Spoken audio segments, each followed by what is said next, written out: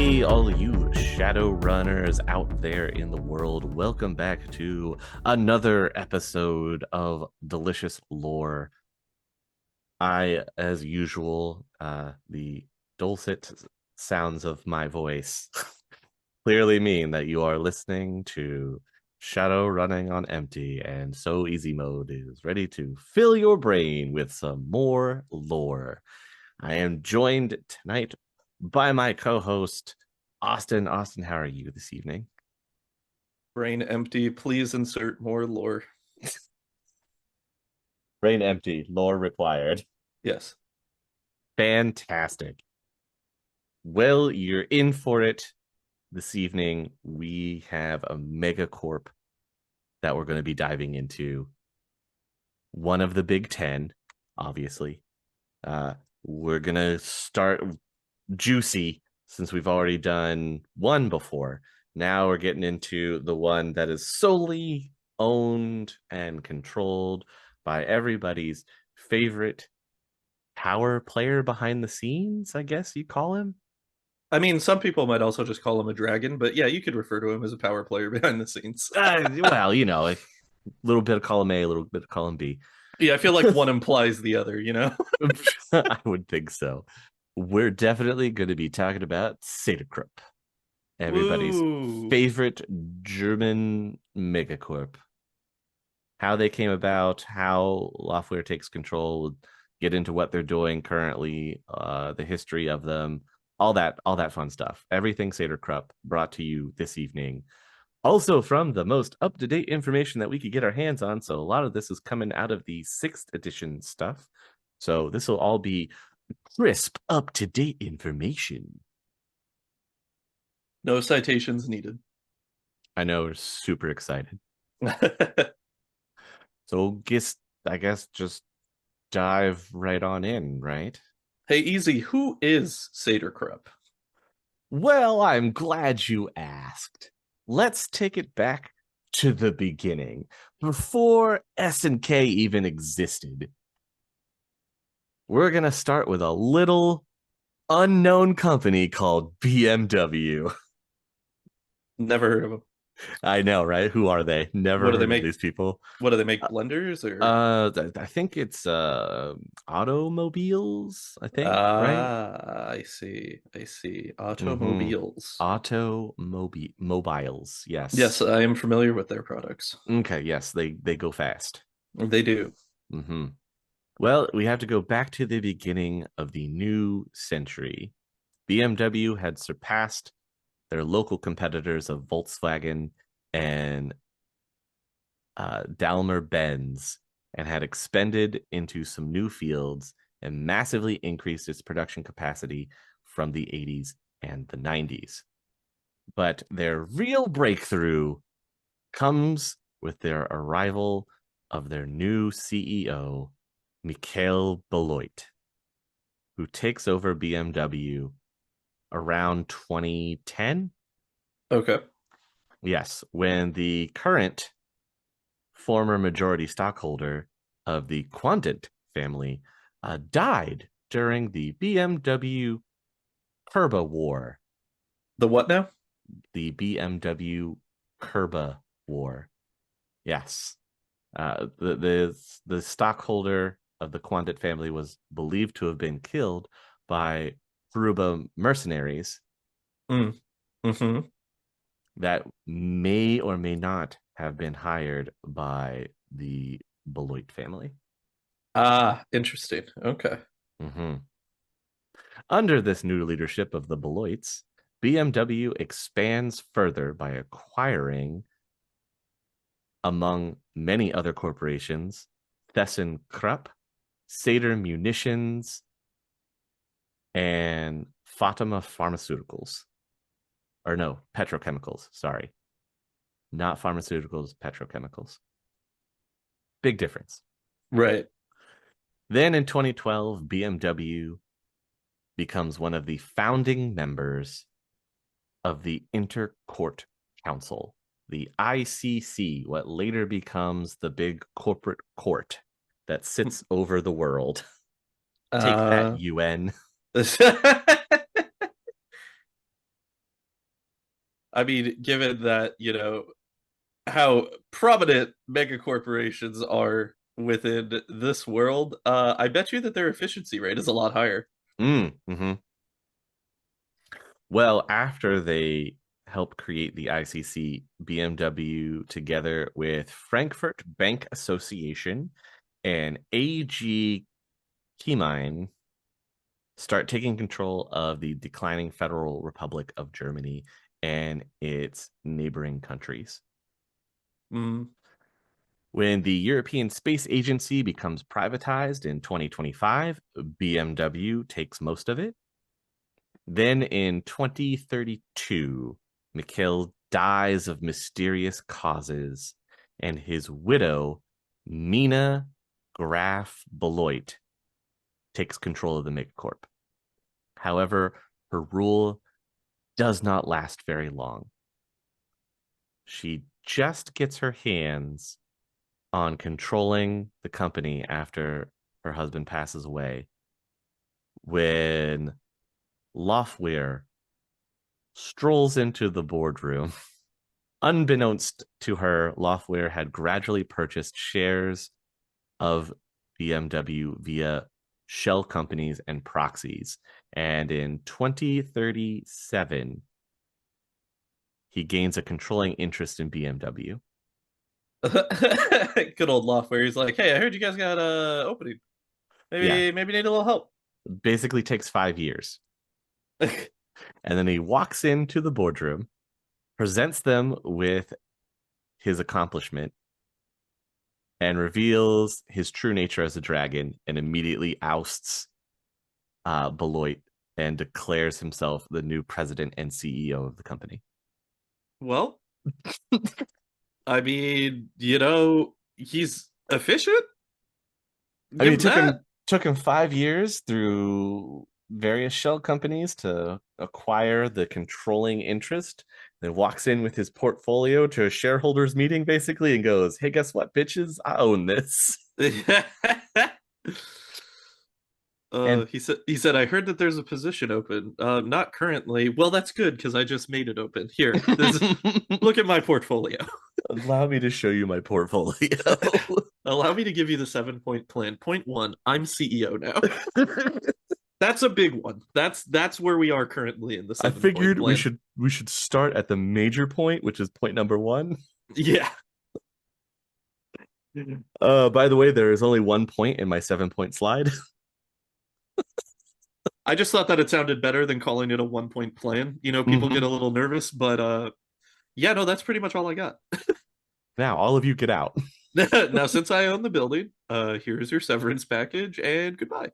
I wonder if he gave them a severance package or just told them to get lost and kick rocks. I would imagine that the severance package is you don't get eaten by a dragon, and that's a pretty good severance That is a package. pretty good severance package. Yeah, that's pretty hard to argue against. Mm-hmm. So, Mm-hmm. at Mm-hmm. minimum, what a guy. So nice. At least affords them the option, right? Right, exactly. Well, immediately after his acquisition, he begins to reshape the company. He wrote a several thousand page long strategy paper outlining a massive reorganization he planned to implement between 2038 and 2040. So he's wanting to reshape the company in 2 years. Massive overhaul. I mean, it only took him 5 years to take it over. I'll give him the benefit of the doubt on a 2 year turnaround. During his restructuring phase, he merged Sader-Krupp with Saeder Munitions to form Sader-Krupp and made BMW into a subsidiary of his new megacorp. Isn't that kind of a slap in the face to the Beloits? They had run it all from the power base of BMW, right? Hmm. And then even started the ICC under the BMW title. And Loftweir just comes along and goes, "No, I don't want that. I don't want to do that. I want to make this my own thing." I mean, benefit of the doubt, he could have just completely closed BMW and said, "Nah, we're just not doing any of this anymore." So, It had It acquired so many things though by this point that I don't think you could just shell it and close it out. fair. That's fair. I mean, Hmm. he could have like changed the name though. He's like, your legacy is nothing now. Well, I mean, dropping it to just like a shell company, being like, okay, BMW was doing all of these things. Now it's just doing this one thing, and that's it. And All right, everything else is going to be shuffled under the umbrella of you Sader-Krupp.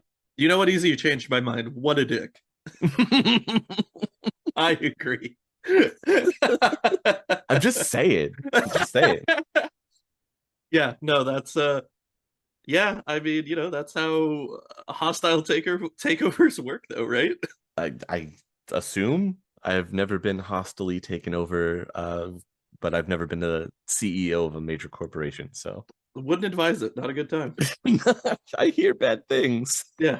Yeah. Being able to still keep at least the company functioning, even if not at the size that it once was, that's a win. Hmm. That's a win that you can walk away with. During the 2040s, the newly formed S&K would continue to excel at what BMW started, dominating the economic and political landscape in Europe, Russia, North Africa, and the Middle East. It's a big slice of pie. It is. It's I mean, that's to be fair though, when you're not Asia and you're not America or North America, that is the slice of pie that you probably want the most.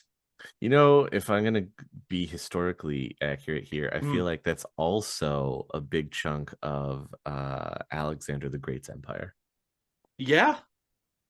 Yeah, I right? believe you are correct. Yeah. I think I'm right. Maybe not so much into Russia, but definitely Europe, North Africa, Middle East. Easy, are we tinfoil hatting here to say that Lothlir may have in fact been Alexander the Great in disguise? Whoa. Oh, jeez. He said, I could not do it by force, so I shall do it by economic means.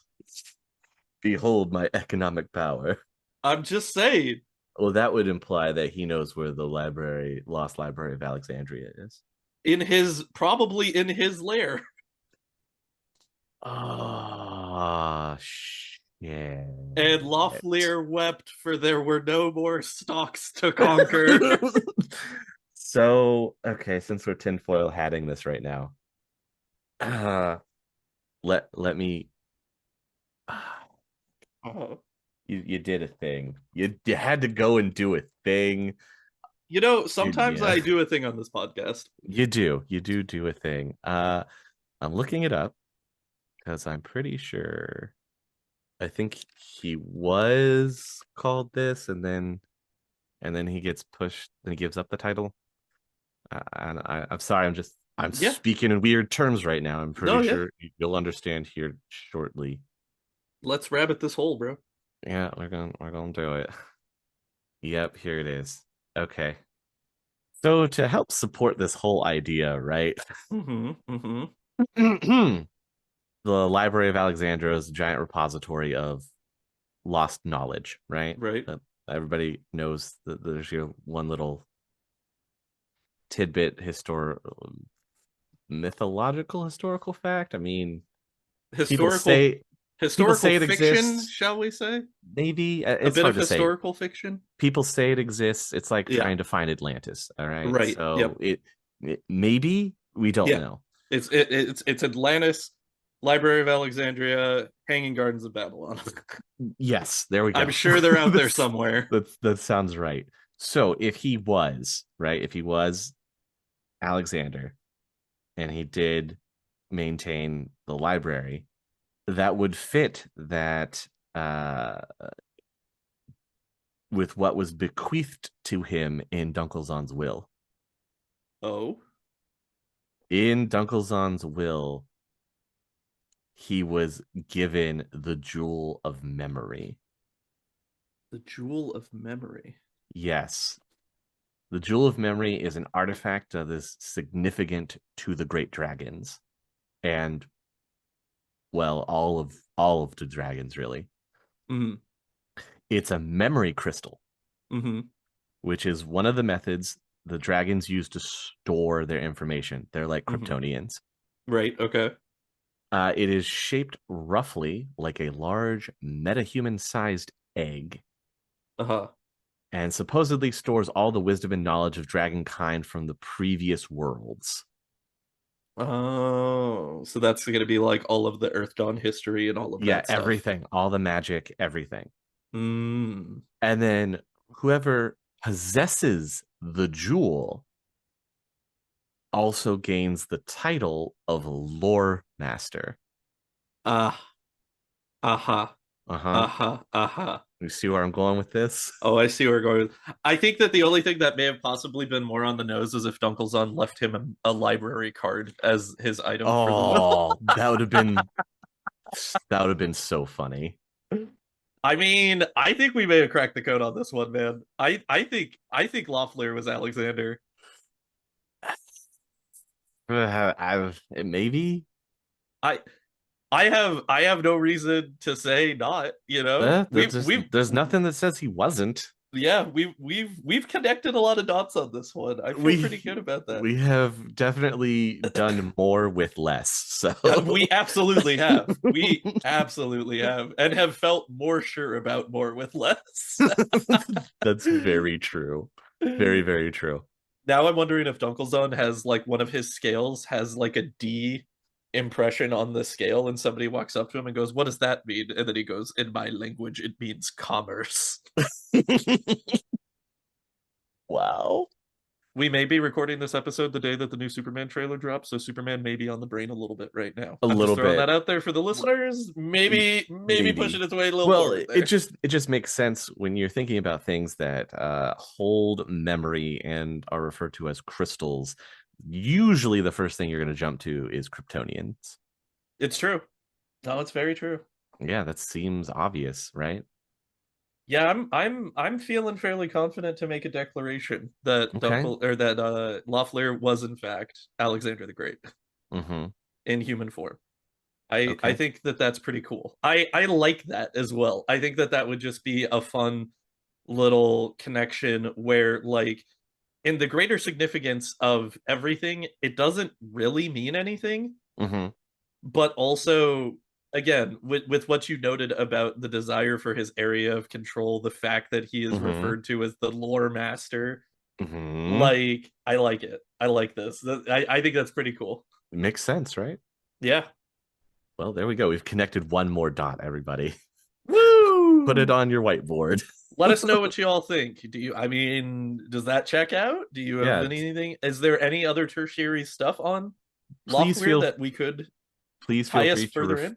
uh that's Well, where it no. gets difficult because there's nothing mentioned about him in Earth Dawn. Well, I meant that more in a general, like, call out to the Hmm. audience. Oh, that's fair. That's fair. We can get more into that if maybe we happen to do an episode about Loftware coming up sometime in the future. Oh, Who's to say? maybe. Who Oh, knows? yeah, Maybe. Who yeah. It's like knows? this lays the ground for that sort of. Who knows? Anyway, Okay. Wait. I have another. Then I have a tangent question for us okay, go. because it's about that time in the recording. Yes, Um, it is. if you had to pick another dragon to have been a historical figure throughout human history, who would you pick and what figure would you attach them to? Because I know what mine would be. Because you know that mine's got to be Big Daddy D. Of course. I would go with Ben Franklin. What? I think that George Washington would be too on the nose, Uh-huh. but I think that Ben Franklin, as the supportive figurehead of the founding fathers, as well as being a scientist, Uh-huh. that would be my connection go to of if I could assign one of the great dragons to have been a pre-existing historical figure as well. I think that that would be a fun one. Also, Franklin was like, you know, the jovial one. He was the chill guy. Mm-hmm. Loved those French brothels. Why not be Big Daddy D? That's fair. That's fair. Okay, I've got mine. Or what you got? I'm gonna go weird on this one. Let's do it. Let's do it. I'm gonna go with Lung, Okay. right? The Mm-hmm. great dragon Lung. And I'm going to relate him to Cao Cao. Oh, from the War of the Three Kingdoms. Yes, at the end of the Han Okay. Dynasty. Yeah, That's where I'm I going. could I could see that Right? being a big tactician. Mm-hmm. And And he's also also playing around in that same area. and also his gift from Dunkelzon's will was the second coin of luck. Mm-hmm.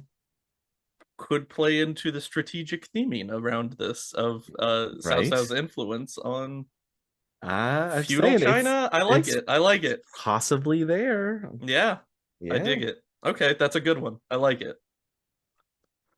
If you guys have any fun ones, let us know who you think would be cool to have be historically represented by a dragon in disguise. Come tell us, who would Yes. you have as a historical figure? Yep. But speaking back to the birth Hmm. of this mega corporation of Sader-Krupp, once it has control of that whole area back in Europe, Russia, North Africa, into the Hmm. Middle East, it monopolizes key industries and becomes the biggest lender, which makes areas, regions, and whole countries highly dependent upon them. That's how capitalism works, baby. That's how you do it. That's how you get control. Supply and demand doesn't work if you don't control the supply. Mm. While the corp is growing or in its growing phase, he Mhm. did have to deal with smaller independent entities uh, since they're easier to dominate. Like he had to put them in line, right? So Right. as the company grows, it's still under the umbrella, and he still has all these smaller subsidiaries working underneath him. But the parent company keeps growing and taking most of the assets Right. Yeah. because that's what you Specifically, want. instead of trying to target other AAA megacorps as your main competition, target the single and double A corps that you can take under your umbrella instead. Mm-hmm. You get wider control, thus more money. Yep. This gets harder to do after the dissolution of the old EU in 2029. Understandable. While the business recognition accords of 2042 normalized some of the fallout of that dissolution, they weren't signed by all European countries, leaving some of Loftweir's problems unsolved. Not everybody joined back in. Probably looking at you, Britain. There is a historical precedent for that nowadays. Yeah, it is. Exactly. You're not wrong. In the 20s, he had tried a European restoration project using one of his proxies. He proposed a unified European state with a federal government similar to the old USA, deregulating the economy and equal membership for extraterritoriality European corporations. Mhm. While the idea gained popularity, it was eventually shelved due to the Euro Wars. Those Euro wars, man, they'll Mm, put a damper on anything. dang, people trying to do a land grab, huh? Well, everything's I falling apart. not only that, dang Europeans trying to do a land grab. Not that there's a precedent for that or anything. The idea gains traction again in the 40s and 50s, mostly due to SNK lobbying. Hmm. On June 21st of 2062, Loftweir attacks his long-term rival Nachtmeister in an air battle over the skies of Greater Frankfurt. Nachtmeister. Does that mean that his name is Air Lord or Night Lord? Is he the Night Lord? The day man. Loftler is the day man. Well, he's the night master. He's the night man. Oh, I see. Yes. He is the night master. Mm. They are rivals. Nachtmeister was head of the FBA Hmm. and succumbed and was killed by Loftweir. He kills him. Well, Oh, I'm sorry, FBV. Sorry, it not it A. it's kind of hard to beat a dragon, as has been historically proven time and again in the sixth world. But could you imagine watching an aerial battle between two dragons over your city? That would be pretty sweet. Would be Terrifying, pretty sweet. Huh? but pretty sweet. It's like let's move to the countryside and watch this unfold. Yeah. Let's evacuate first from a safe distance, and I'll Mm-hmm. bring the popcorn. And the telescopes. Yeah. Later that year, the restoration movement eventually culminated in the Europort Intercorporate Summit. Woo. Love a Of, good summit. of 2062. Here, the foundation of the new European Economic Community, the NEEC, Mm. was decided, and the Constitutional Act was signed in April 24th of 2063. The festivities were short-lived when the crash worm released by Winter Night hit the world next year. But before the Matrix went dark on November 2nd, what became the second crash, Loftweir informed, quote unquote, the European governments that he would simply shut down every Matrix grid SNK operates. Mm. On the one hand, the governments were relieved that the crash didn't hit them as hard as other parts of the world. On the other hand, now the governments knew that SNK had them at their whim. Readily available for the at the disposal. I do find it funny that there is always the recurring theme of Shadowrun lore of, and then just when things were starting to look up again. Here comes that good old crash. Oh my gosh. Here comes anything. Here comes anything that happens in the world at any given moment. Mm-hmm. It's like Europe finally decided on a new system and everything's looking all right. The economy's finally fixing itself in Crash 2.0. Yes. Enjoy. After the crash, the subsequent period of reconstruction made it look as if SNK was going to continue as the unchallenged leader of the corporate pack of the Big Ten. By the way, as of 2081, they're only number 2.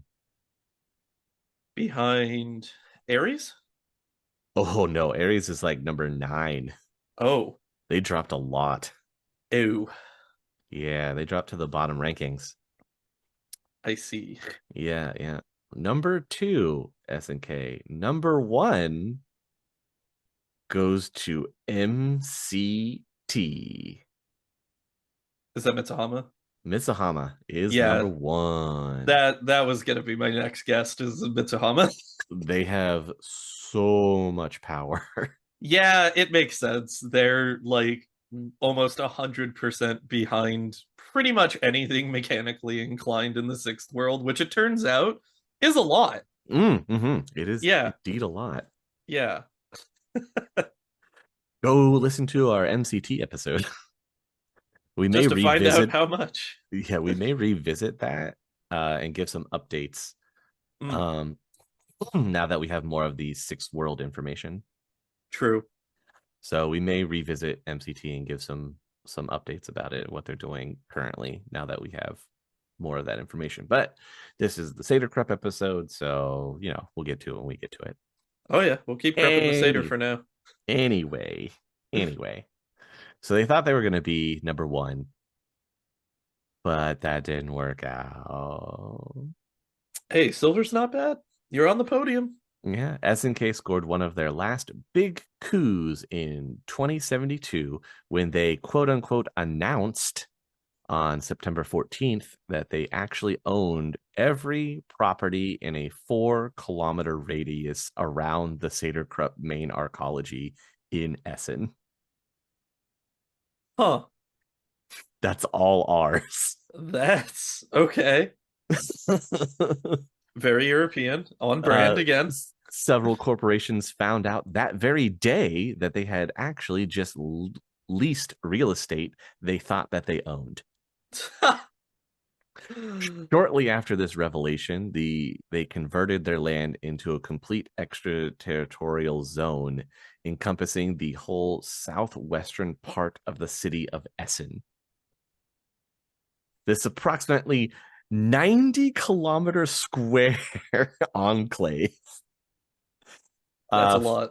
for reference, which is about half the size of the Everett district in Seattle. Jeez.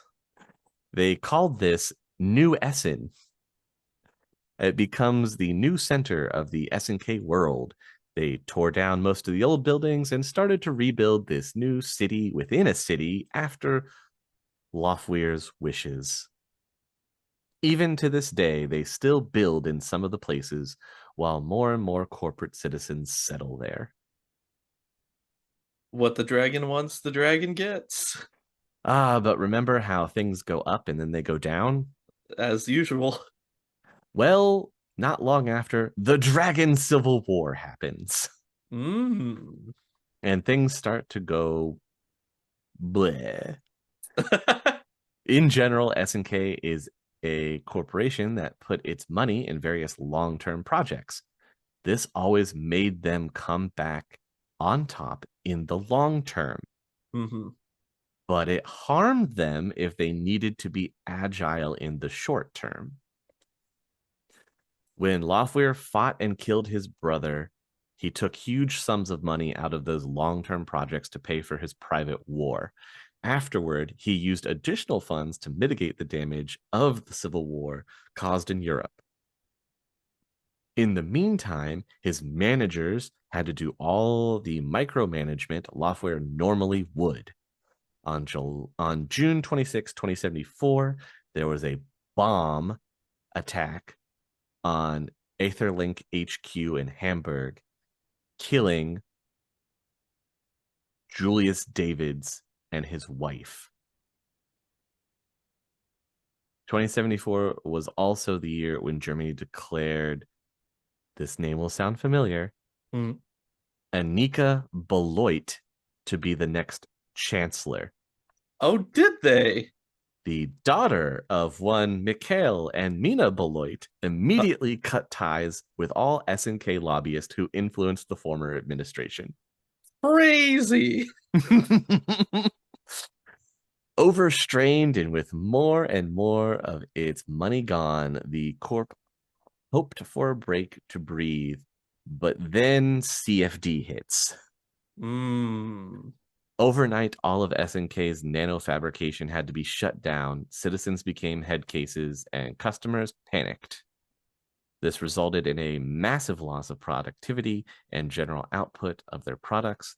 This was the moment when MCT overtook SNK's pole position as the biggest megacorp. Ah, so that's what it took. It only took a Dragon Civil War, uh, the daughter of the former CEOs being elected chancellor, and CFD. That's all. Yeah, that's it. Since the you know what, we call that the hat trick. Yeah, that sure is. Since the late 70s, SNK has been trying to get back on top. In an unprecedented move, they invited several monads to join them, despite Lofweir's disgust or distrust of AIs. Yeah, I don't know about that move. Yeah. With their help, SNK hopes to get an edge on research and bring their nanofabrication back online. I see that biting them in the butt in the long Uh-huh. term, probably. Right. They also set up a task force with their portfolio development and market forces division called Fall Magenta. Huh. It is led by Antonio Ortega, a former Neonet employee who has been tasked with analyzing potential acquisition targets in the case of a Neonet collapse, which does later occur, thanks CFD. Yeah. Yep. uh, Another addition to this team is Isabella Corbu, a former Shiawase employee who switched sides and was tasked with overseeing and advancing food production in Europe. They also managed to snatch away Canadian Western Railway from MCT, so that way MCT doesn't have a 100% stranglehold on the North American railway continent. I mean, good thing? Well, MCT was trying to take control of every major railway company in North Yeah, America. right, because they wanted the distribution. Yeah. Yeah, they have almost all of it. Yeah. But with Canadian Western Railway, this gives Sader-Krupp a leverage over the movement of goods, as CWR's rail network hubs were right in the middle of the east and west coasts. So they have the prime railway.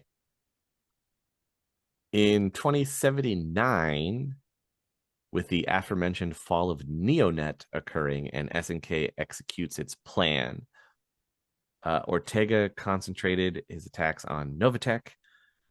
They had to pay a very long bill, so they sold several assets. Aside from some electronics factories here and there, the biggest chunks Novatech unknowingly sold to SNK fronts were Central Industrial and Fuji Orbital.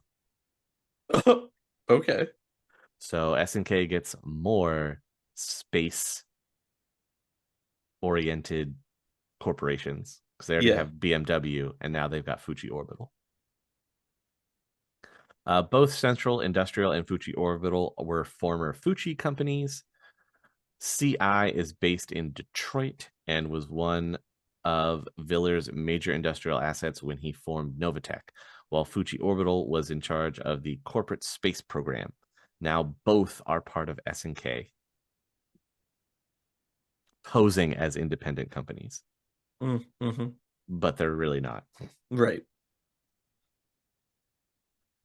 Most people predicted a rapid recovery of SNK in the next few years after these acquisitions, but Nothing went wrong or unaccording to plan at all. then something unforeseen happened. As it often does. Something not even Lothweir could expect. Oh, uh-huh. Monica Sturler Waffenschneit,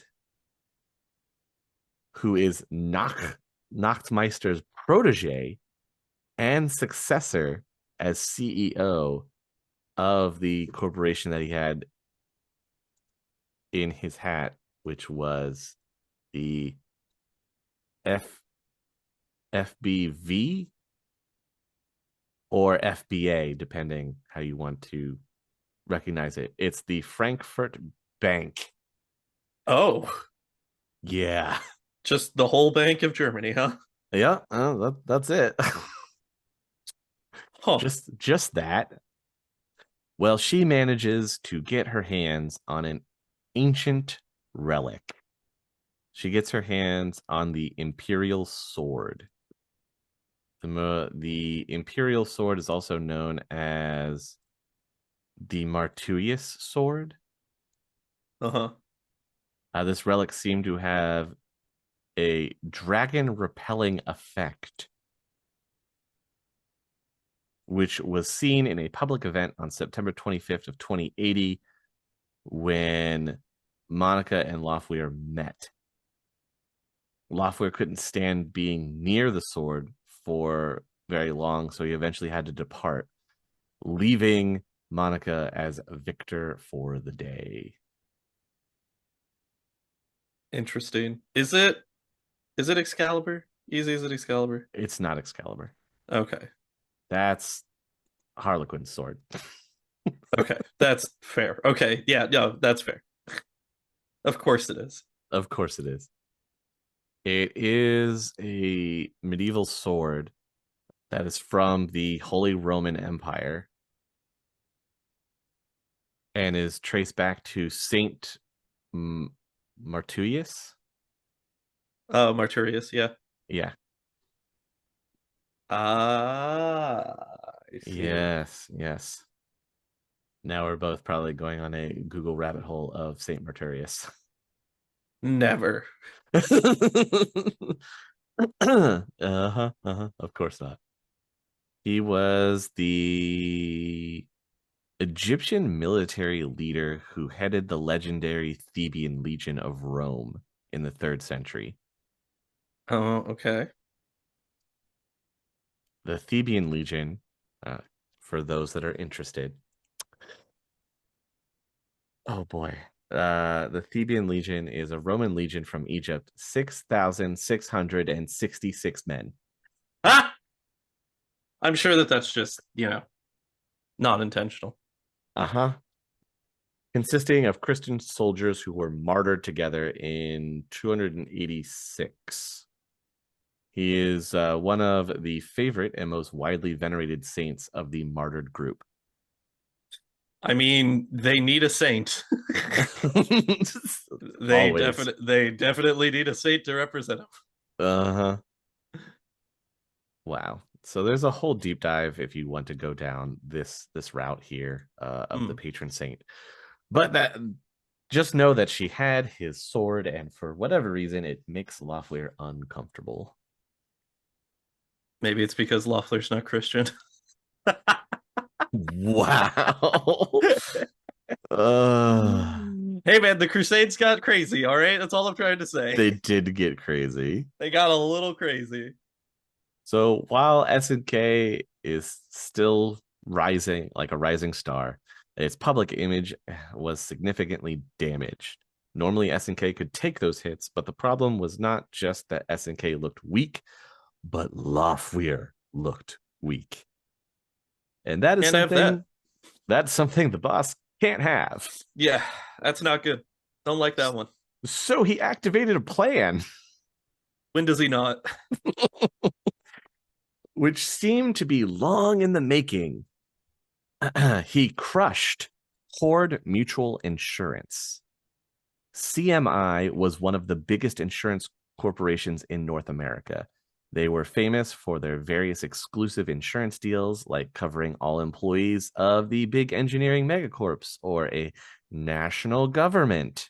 We see where this is going.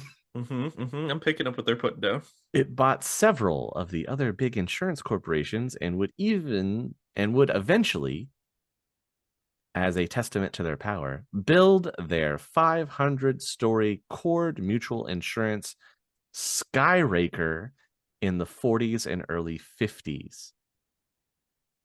They were essentially the biggest insurance and reinsurance company in the world, which made them a AA corporation. Remember that mutual insurance Skyraker, I believe, is in Atlanta. Yes. We did mention it before. Mm-hmm.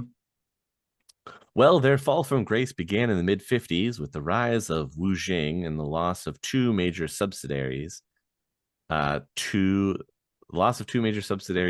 the FBA, so to the Frankfurter Bank. Nonetheless, they would stay very influential in the Americas with contracts signed by a newly formed Novatech. Bet that insurance payout was a nightmare. Ford's major subsidiaries were the healthcare insurer Blue Six and the reinsurance giant Gen Re RGA, as well as Mutual Life Insurance Company, New Eagle Insurance, and West Coast Mutual. New Eagle Insurance is a pretty good name. Not gonna lie. After Boston, which was the CFD incident, Ford lost a huge amount of contracts due to Neonet's downfall. Who knew? So they needed new clients, which suddenly popped up out of nowhere. Several of these were traps set by SNK Prime in advance. Then Detroit and the blackouts happened. While Cord had to pay enormous sums, they were spared from the worst because luckily Ares did not call for their insurance payouts. Well, that's good. Ares is doing some other stuff. Instead, they made a whole bunch of new deals when they moved from UCOS to the COS, which balanced out Cord's losses to some degree. Cord also started to scavenge the aftermath of the crisis for new customers as other smaller insurances became insolvent. Their eyes landed on New Toronto, which was another honeypot set up by S&K Prime. New Toronto was essentially a bad bank due to financial tricks and manipulation. S&K Prime overhauled the company and their contracts. The assets either didn't exist or were actually IOUs. Outstanding payments or outright fraud. Jeez. In short, it was a big money grave. Sadly, Cord didn't understand what they had bought until after their acquisition. With all the gaming pieces in place, Lofweir sprung his trap. Normally, a double A like Cord could survive something like New Toronto. But while this was going on, Cord was flooded with lawsuits over fraudulent contracts and business practices related to the contracts they made after Boston. Many of the projects turned out to be non existent, and the people involved simply vanished. Oh. With no one else to go to, investors sued Cord to get at least part of their money back. Then a series of sabotage operations and quote unquote accidents struck targets insured by Cord, forcing massive payouts.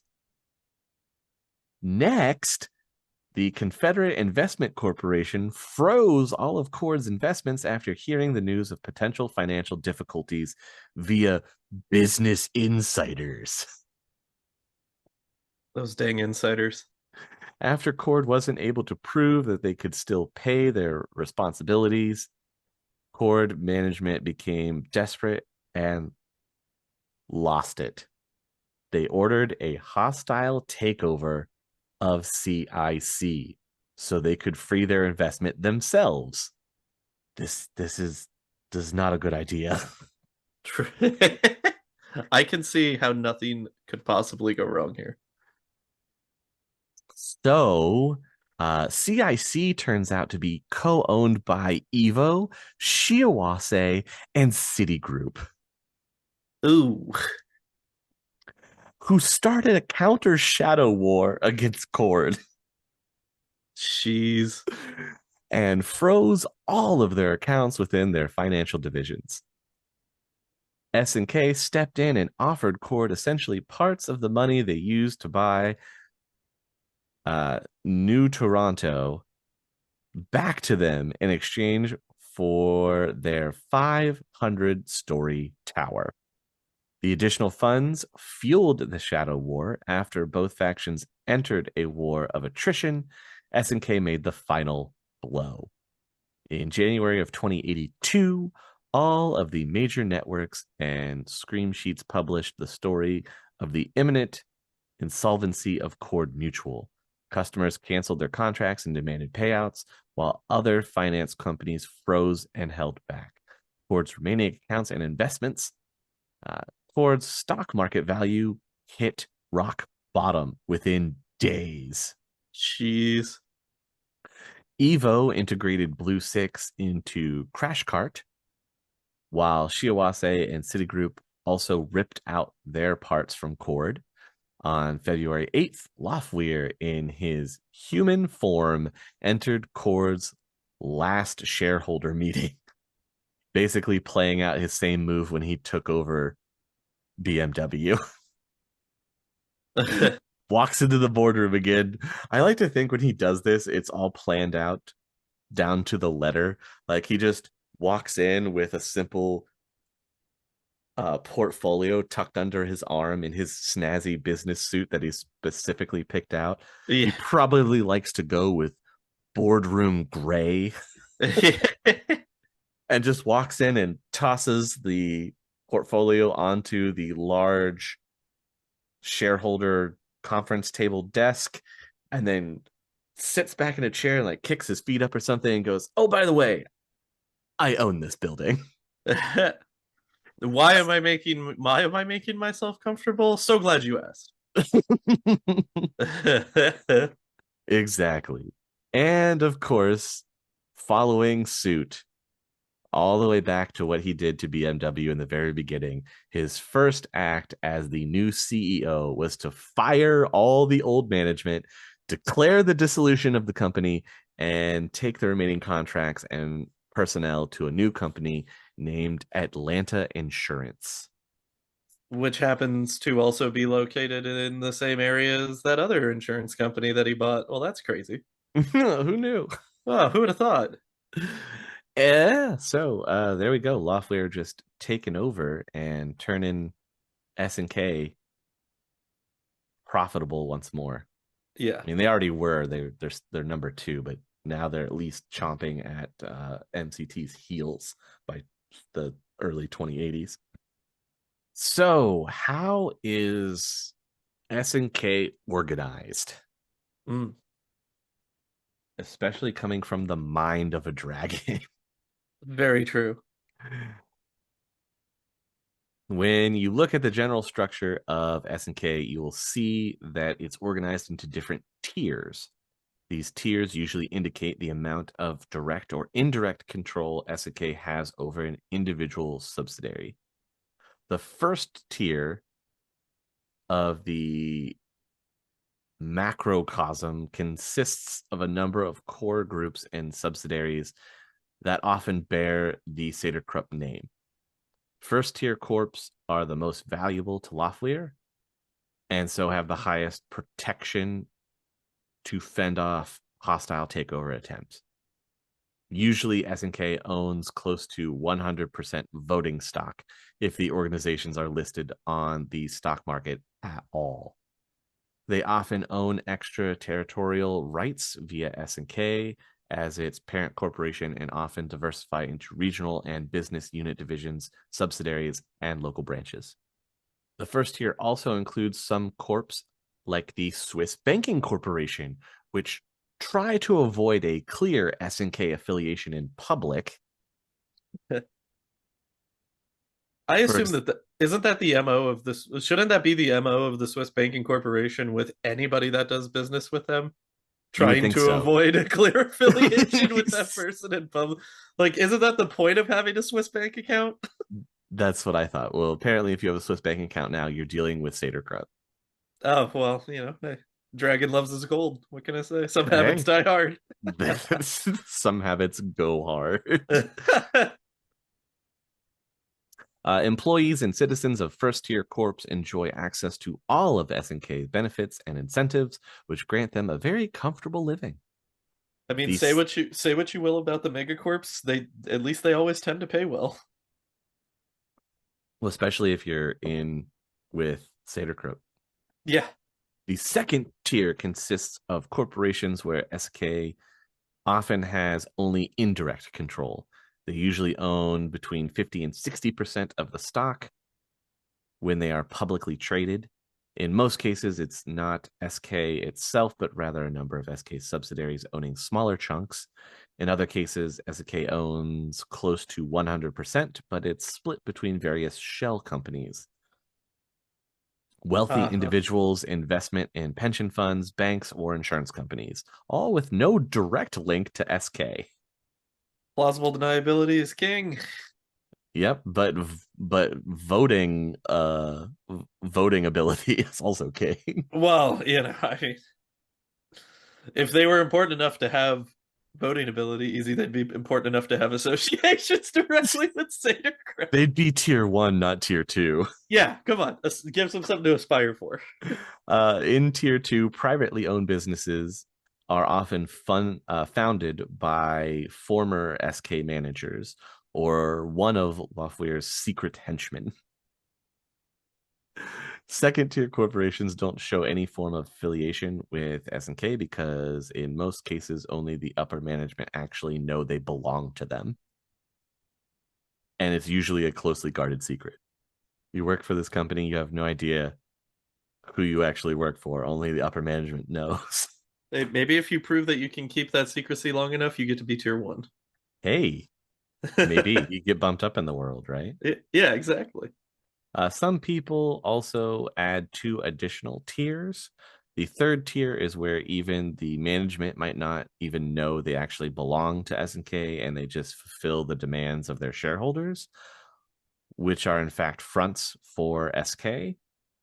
The fourth tier consists of companies that neither belong directly nor indirectly to Sader-Krupp, but they depend so much on the AAA because they are their main customer or supplier, or are so much in debt by one of SK banks that it's often in their self-interest to align with them. So that makes sense. I would include those. Yeah, no, that checks. But to have those specific tiered levels and then being able to keep track of everything, ugh, that's a lot of logistics. And to keep it secret from some, especially in tier twos and threes, Yeah. it Well, I think that once you get down to that level of the logistics, though, most of the upper management folks to those companies are probably like, as long as the paycheck comes in, who cares who we work for anymore? the money is flowing. That's all that matters. Yeah, exactly. True megacorp capitalist ideals right there. Yeah, I can imagine that if you're in at the level of a corporation that would be deemed tier two and tier three, you probably don't even care about the upper structure of megacorp society at that point, that you're just like every other Friday, right? As long as it's every other Friday, I get my 80 hours of PTO a year. What else do I have to complain about? Boom, boom, boom, boom, boom. I've got it. Exactly. Well, now it's time to dive into what Saeder-Krupp actually provides as a mega corporation. Now that we've gone over their brief history, currently what they're doing, and the structure of their business model. So, what is it that they actually do? Well, Sorry, in my go brain, ahead. I just imagined the scene from Office Space. It's like, so what would you say you actually do here? What would you say you do here? Yeah. Let me tell you a little something about TPS reports. Somebody interviewing Loftware, that's their opening line. Well, when you think Sader-Krupp, you usually think heavy industry. Mhm. When people use the term Sader-Krupp heavy industries, they actually refer to the Krupp group.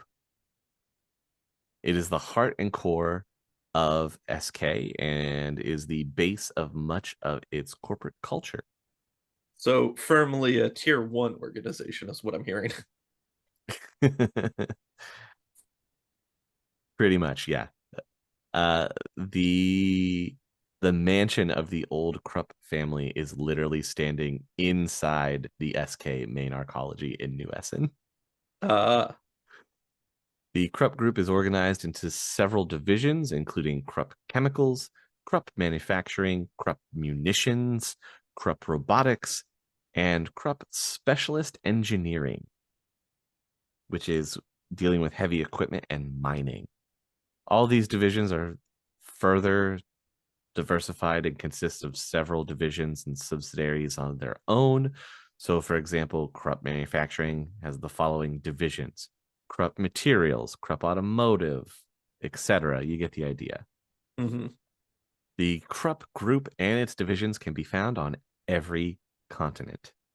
But SK owns several other heavy industry conglomerates, like the Strasbourg based Braytech, which is active in basically every French speaking country. Another one is conglomerate Prismilo Wubs. I can't even pronounce the last one. It's industrial and mining conglomerate. This is what it is in English. It's industrial mining and conglomerate. I see. The biggest producer of coal, steel, and chemicals in Poland, Okay. which already expanded into Eastern Germany, Slovakia, Belarus, and the Ukraine. Then there's the Detroit based Central Industry, the newest heavy industry company under the SK umbrella. Like the Krupp Group, it is organized into divisions like CI Engineering, CI Construction, CI Armaments, etc. Yeah. lots of big hands in the heavy industry, and plus being on every continent, there's the potential that you are using a product in the sixth world that is produced from SK. Maybe not directly, but indirectly. They are also big into construction. SK owns some of the world's top construction corps. They make everything from highways to apartment complexes to full arcologies. In addition to the actual construction work, they also provide project planning, materials, and machinery, as well as maintenance, operations, and facility management. Everything that you could need. Why have to Right? do it across multiple companies when one company's got you covered? Mm-hmm.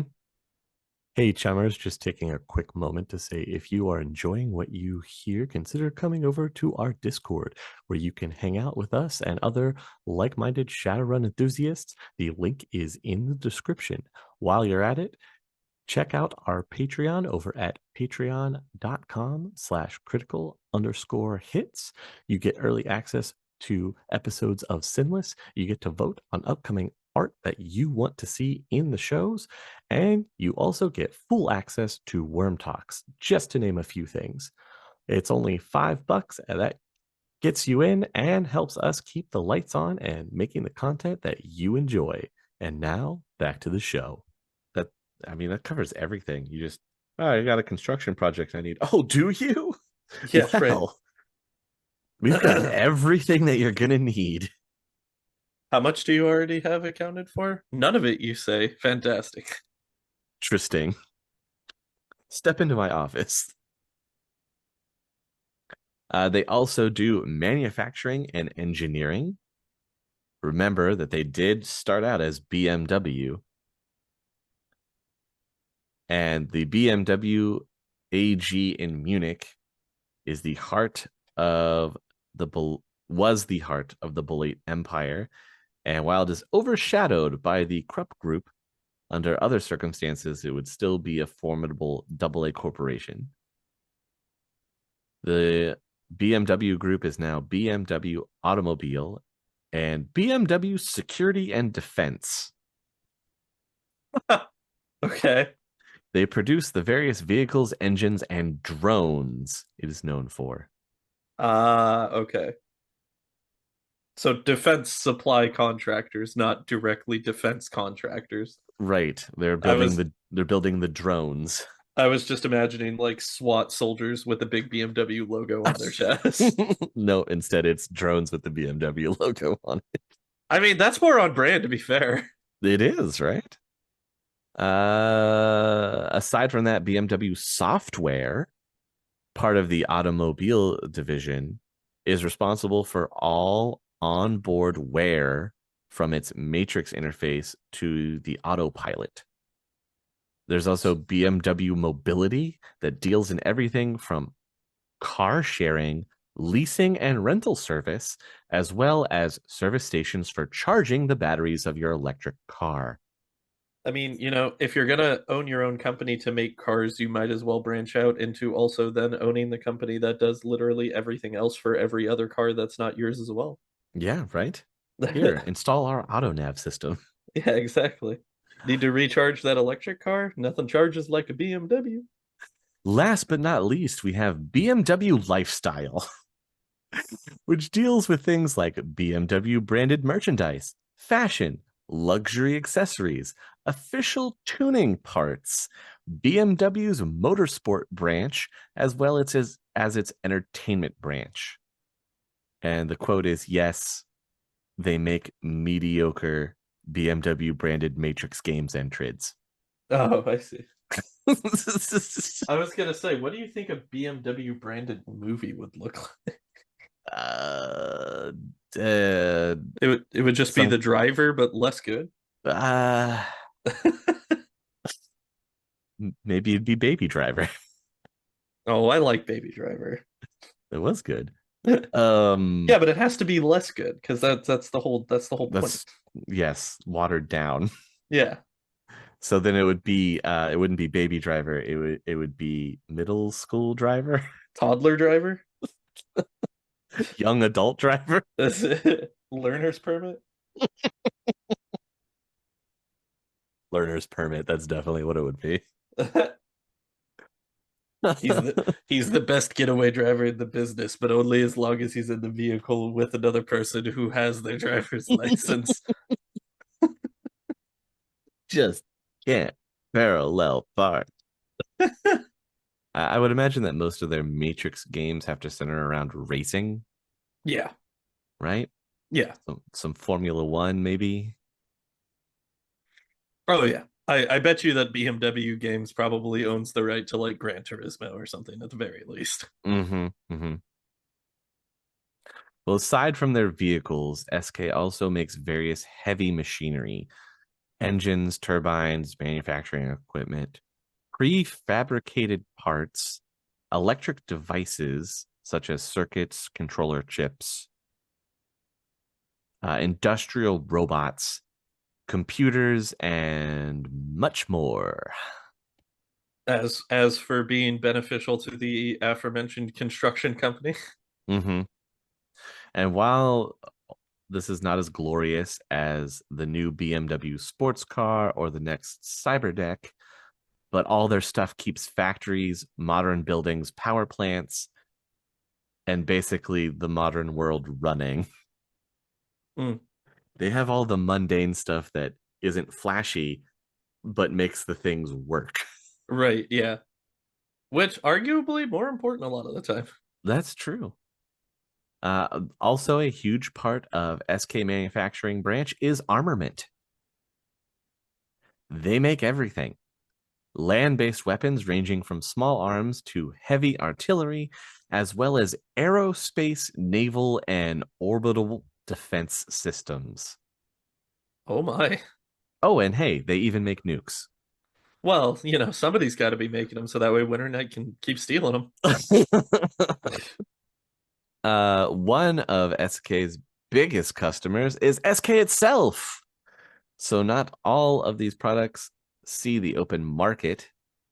This is especially true for Delhi's anti dragon weapons. I bet it is. Besides their own products, SK also produce others under license. Example would be Heckler and Koch, which has licensed production of its firearms to the Krupp Arms Division of Krupp Munitions. In addition, SK cooperates in various projects with other corps like the French aerospace company Asia or Pleska Group Saab Sabor Genoa. Uh-huh. Yep. That's a Uh, name. yeah, it is. It's the Polish Armaments Group. Ah, okay. I'm not even going to pretend that I know how to speak Polish. Sorry for our European listeners. Again, I apologize. I am not the best. We are very American on this We are podcast. very American. We try our best. We do try, and I know our German Usually listeners enjoy making fun of us or try to get us to say specific words that they want us to hear pronounce or attempt to pronounce on the podcast. we usually try, much to the chagrin of the people who actually speak that language. Yes. So sorry. So that was all their manufacturing. They're also into chemical production. Sader-Krupp has a constant need for basic and specialized chemicals and chemical products, which makes sense with all of their heavy industry. And they still own, or no, the SK orders them from companies like AG Chem, which is still one of the world's largest chemical corporations, and the Zeta Imp Chem, or sometimes even from Aztec, Ares, or MCT. SK does have their own chemical companies, but their output is not enough to satisfy all of their demands. And this has more to do with the composition rather than the size of SK Chemicals' assets. Mm-hmm. Saeder-Krupp is one of the last few big crude oil producers, and they also refine that oil. I mean, I would have to imagine that would be more for the heavy machinery industrialization side of things, right? As needed for fuel was reduced in the last few decades due to fuel efficiency hybrids and electric engines. Right. More crude oil than before is used by the petrochemical industry, which turns it into polymers such as plastics or ethanol. But as demands for these products are higher than ever, SK also heavily invested in biofuels, bioplastics, and coal liquefaction. What do you do with liquefied coal? I don't know. I Okay. assume that you use it in some other industrial plan. Something that you need, maybe you liquefy it for a fuel source. Uh-huh. Uh-huh. I don't know. Hang on. Okay, so yeah. Coal liquefaction is a process of converting coal into liquid hydrocarbons I see. used for liquid fuels and petrochemicals. So you need it as an additive in order to make the petrol go vroom. Yeah, there's the process is often known as coal to X or carbon to X, where X can be many different hydrocarbon based products. Right. Yeah. However, the most common process chain is coal to liquid fuels. Gotcha. So there you go. Yep. I was Checks out. partially correct. Technically correct is the best kind of correct. The best kind of correct. They do car paints, polymers such as leather, chemicals, varnishes, pigments, and adhesives, specialized chemicals used for mining or fracking, or metal and material processing. So that's mostly what you have SNK Chemical doing. A significantly smaller part of SK's chemical capacities, nonetheless, an important and heavily guarded one, is employed for the production and processing of the materials and chemicals used for running fusion and fission power plants, such as heavy water, uranium, and super heavy hydrogen. I So mean, it there you go. sounds dangerous. I mean, if you have a fusion or a fission power plant, most likely the supplies that are using to maintain and or run it are being supplied by Sader-Krupp. Mining obviously is a integral part of Sader-Krupp hmm to provide raw materials and fuel for its manufacturing in heavy industry. And as traditional mining and drilling areas either become depleted or inaccessible, like Central Africa or Amazonia, for obvious reasons, Yeah. SK expanded to more exotic locations like asteroids Yeah, okay. or I the mean, or the lunar surface they've got the companies to do it. or underwater mining. Why not? Nothing terrible has ever happened from underwater mining. No, I'm sure that Leviathan's chill with Yeah. it. Wasn't that what that movie Underwater was all about? Yes. Yes, it Was was. was underwater mining woke up Cthulhu basically, right? It sure did. Okay. I It just want sure to make did. sure that I had the Too premise of that movie down. too deeply and too greedily, some might say. the the humans of the underwater mining corporation. After that mithril. No, after that orichalcum, let's be fair. We Oh, have we have our sorry. we have our fake fantasy mineral that they would be going after in the sixth Orichalcum. world. Yes, orichalcum. That is the one. I guess to make them sound nice, Uh-huh. in addition, SNK became heavily involved in recycling, biofuels, and resource efficiency.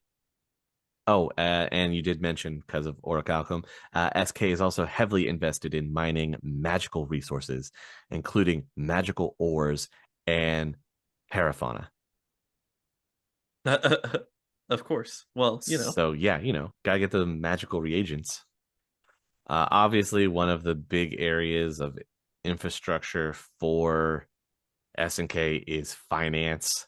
We just talked about the whole insurance scam maneuver to take over and acquire the major insurance provider for North America, right? yeah, Not to right. mention that they have their claws, so to speak, into the Swiss banks.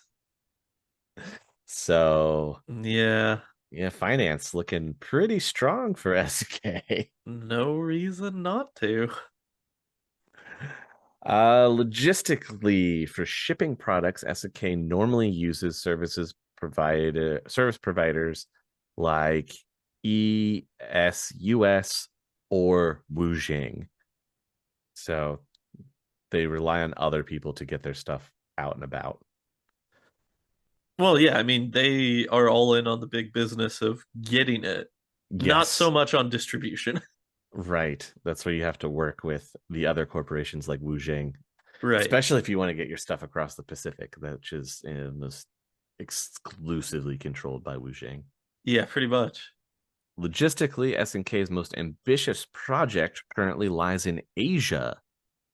The New Silk Road is a transcontinental railway and highway network built in the 40s, owned and operated by a consortium led by SNK.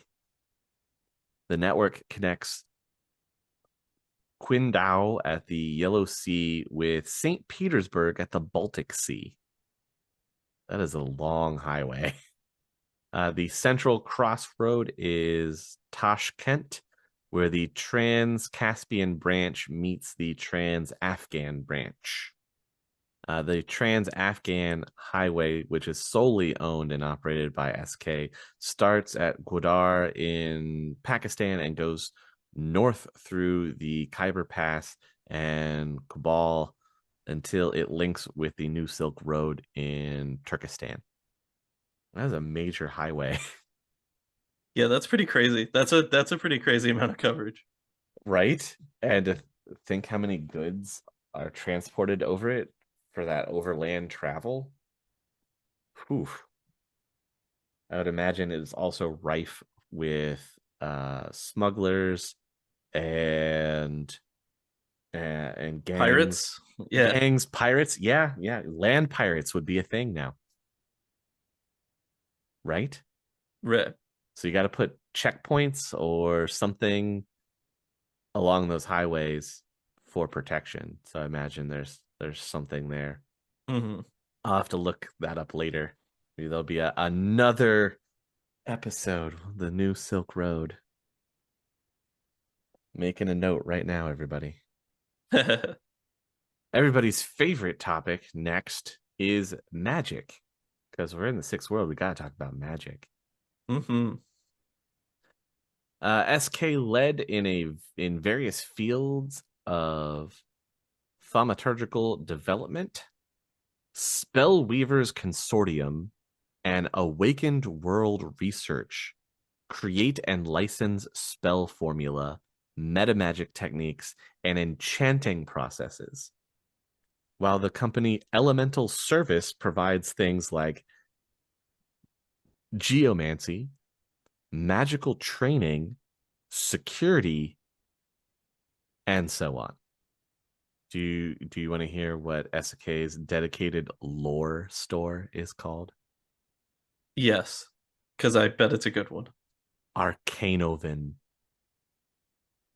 Okay, yeah, that is pretty good.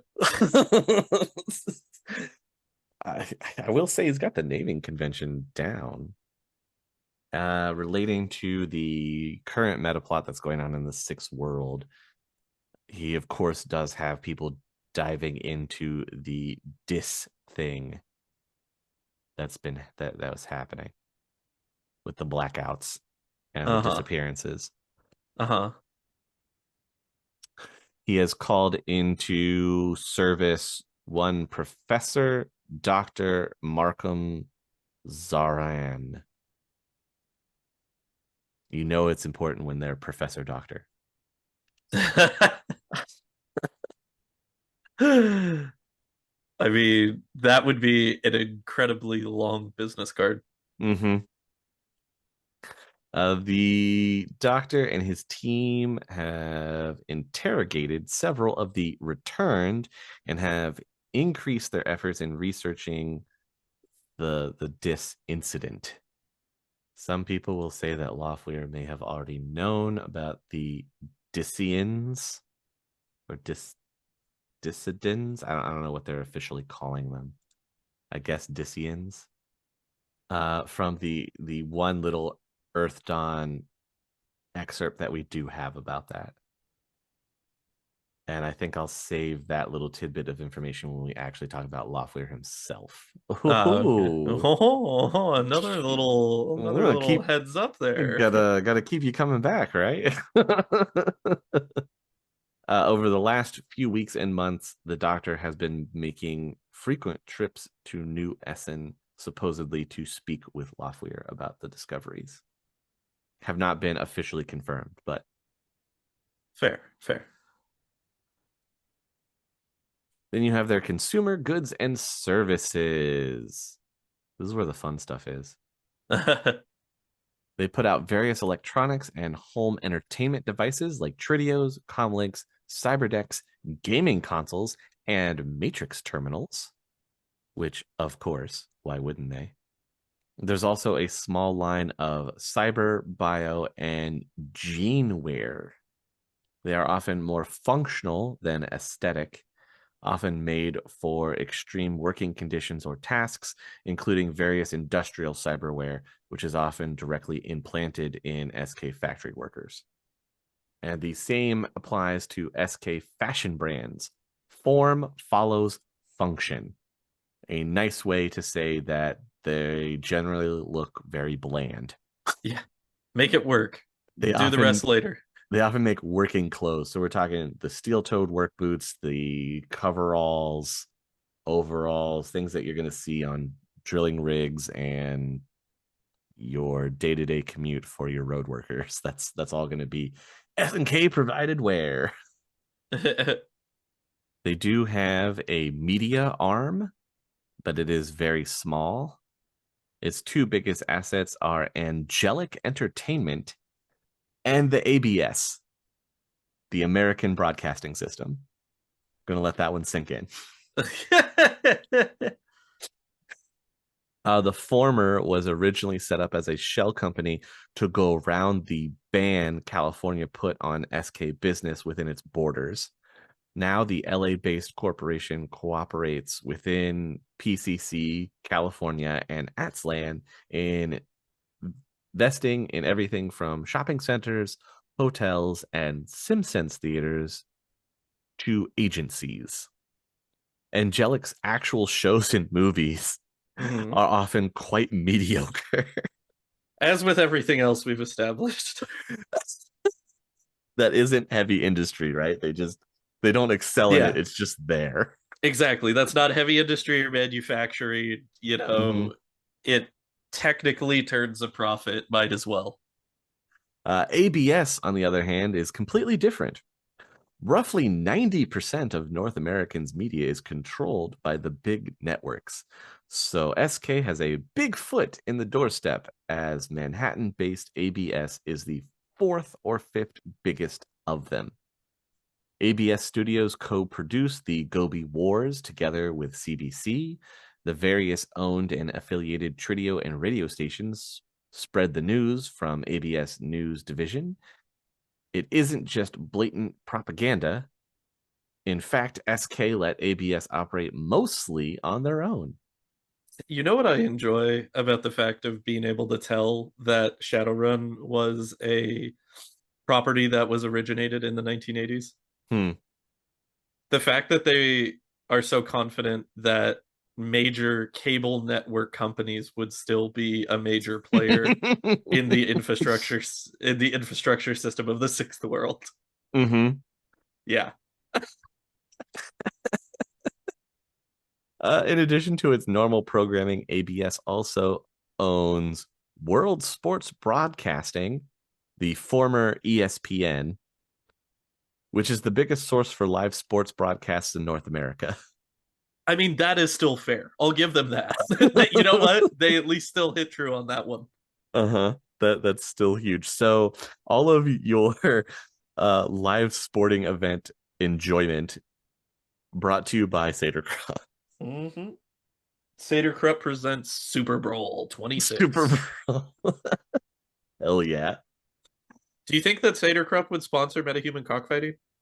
I think they would, yeah. Okay.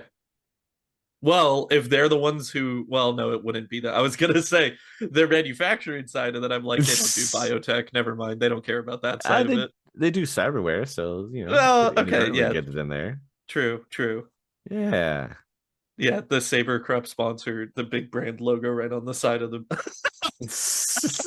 like, oh man. The other fun part is to now realize that is NPR part of ABS, right? Um, Or are they independent? I'm pretty sure, and I want to say NPR is independent. Like that's their whole thing. Funding for NPR comes from dues and fees paid by member stations, underwriting from corporate sponsors, and annual grants from the Corporation for Public Broadcasting or the CPB. Okay. So they're mostly independently funded in the sense that they are not directly controlled by another major media corporation, I believe. Right. Yeah. I just wondered if you could say NPR now brought to you by Sader-Krupp. Oh, dude, imagine PBS brought to you by Sader-Krupp. Oh boy. Yeah. I'm all for it. Oh, I don't want to see the Sesame Street episode where they talk about how fracking's actually good for us, though. Come on. Nobody wants that. Nobody at all. No. Mr. Rogers' Arcology? Come on. Mr. Rogers and the arcology. Oh, it's not a neighborhood Uh, anymore. wow. That brings us to their space division. Remember, they acquired some Yes. pretty awesome space stuff. Yep, we're space mining. We are now space mining, yeah. They have launch sites in Turkestan, Bacanor, and then because they acquired Fuji Orbital, they have a mobile launch platform that operates in the Caribbean Sea. All space operations are handled by their Paris-based Orbital Dynamics, which trains SK astronauts. Just Uh, as a quick side note, Bacanora is located in Sonora, which is part of Mexico. okay, well there we go. Yes, it is a small Bacanora is a small town in the Bacanora municipality in the east of the Mexican state of Sonora. Okay, there we go, everybody. In case you were wondering, Orbital Dynamics in Paris acts as a mission control and operates SK satellites network and space stations. Mm-hmm. I'm not going to pronounce it because Okay. I'm gonna murder it. Okay. Orbital Dynamics' biggest space station is the Skyforge, Again, good name. which is SK's manufacturing and materials research orbital station. That's pretty sick. That's pretty sick. With the help of some monads, Orbital Dynamics recently started the construction of the new Wayland Station. This is where SK is restarting its nanofabrication research. They're doing it in space. Makes sense with CFD, then you don't have to worry about it spreading around. True. Very true. And obviously they operate their space mining. Right. Yeah. Several missions involving bringing asteroids into Earth orbit so they can be harvested for raw materials. I would like to see that process. I imagine it's like a big magnet. Well, it becomes easier. Apparently, this becomes easier due to something called Skyhook. Oh, don't we? Isn't that already a thing? I don't know. Maybe on there's a base on the dark side of the moon that Sader-Krupp owns. So the skyhook is a proposed structure that Hmm. has actually been talked about. It is a proposed momentum exchange tether that aims to reduce the cost of placing payloads into low Earth orbit. It's basically you have one station that's connected to a cable which extends down to the lower atmosphere, and then the payloads, which have to be lighter than the station, a la asteroids that they would be mining, get hooked to the end of the cable as it passes, and then are flung into orbit by rotation of the cable around the center mass. So basically, it's a space station that has extending tendrils that catches asteroids and then spins them and launches the asteroid into lower Earth orbit, so they're easy to mine. That's crazy. It's pretty cool, actually, right? Like, it's pretty cool. And apparently it is operational in the sixth world. There you go. I was when you said that, I was like, that sounds familiar. Wait, I think that's actually a thing. Hang on. Nice. Ah, man. That's pretty cool. Maybe we'll have to do a Shadowrun Shadowrunning on empty, Shadowrun in real life episode on that one. There we go. Yeah, into the logistics of Sader-Krupp So, space mining. yeah, into Skyhook. Making a note about it. SROEPSRIRL.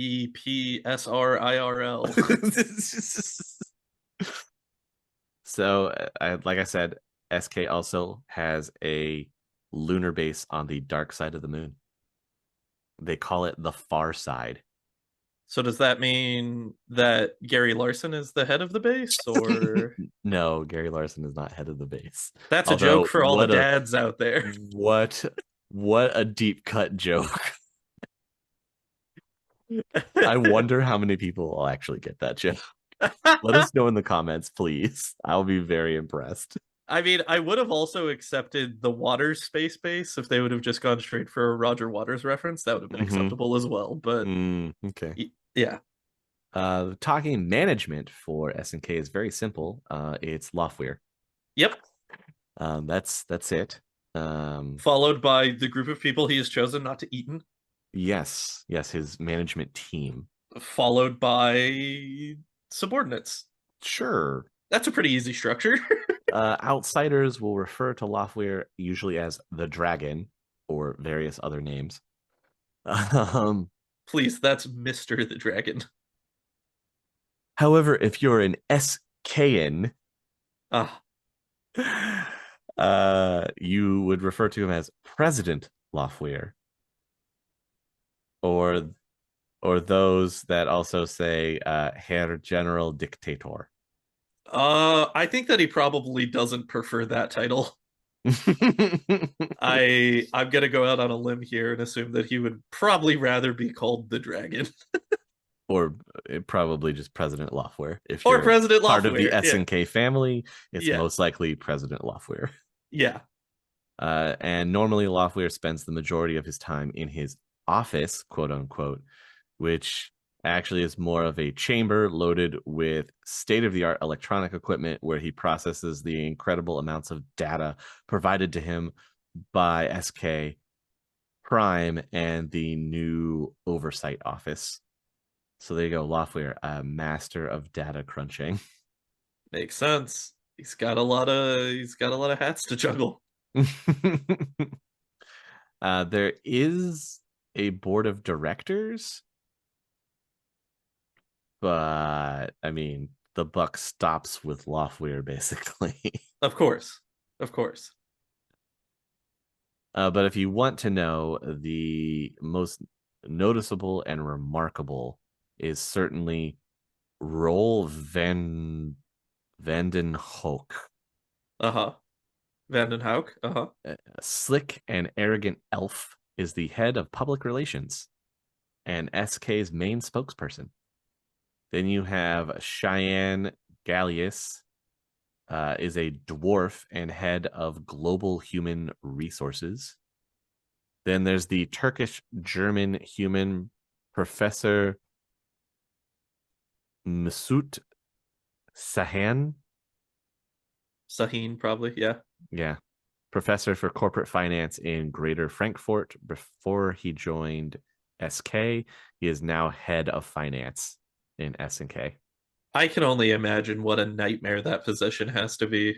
You have to have you have to be a professor and Yeah, completely understand the way that finance works to be right. able to juggle and handle this. Yeah, I imagine yeah, he that would be a closely works nightmare. with Loftweir in Yeah. his financial acquisitions.